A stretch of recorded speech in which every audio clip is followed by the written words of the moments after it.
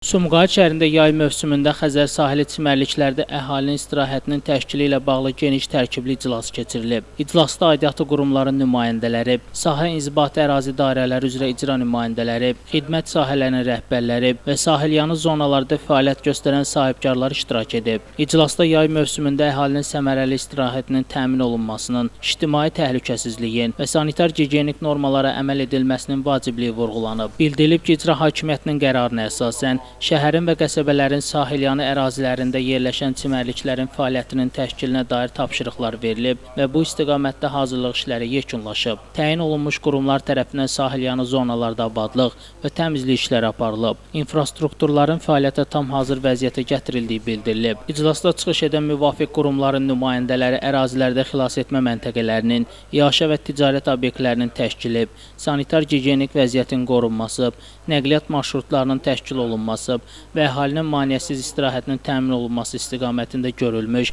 və nəzərdə tutulan tədbirlər barədə məlumat veriblər. Çimərliklərə girişin tamamilə pulsuz olduğu bir daha diqqətə çatdırılıb. Bildirilib ki, fiziki şəxslər və sahibkarlar tərəfindən yalnız göstərilən xidmətlərə görə haqq alınacaq. Digər hallarda istirahət üçün əlavə rüsum yığılmasına yol verilməyəcək. Aidiyyatı qurumlara bu qaydalara ciddi nəzarət etmələri tapşırılıb. İclasda həmçinin sahibkarlara sahilyanı ərazilərdəki obyektlərin vizual görünüşünün yaxşılaşdırılması, hasar və divarların yenilənməsi, yaşıllıqların artırılması və tullantıların vaxtında daşınması ilə bağlı tövsiyələr verilib. Sonda qeyd olunub ki, yay mövsümü ərzində çimərliklərdə xidmət keyfiyyətinin yüksəldilməsi, ictimai asayişin təmin olunması, dəniz və sahilyanı ekosistemin qorunması istiqamətində işlər davamlı şəkildə aparılacaq. Şəmstan Fikrətli, Elbrus İsmailov. Bugün informasiya proqramı üçün.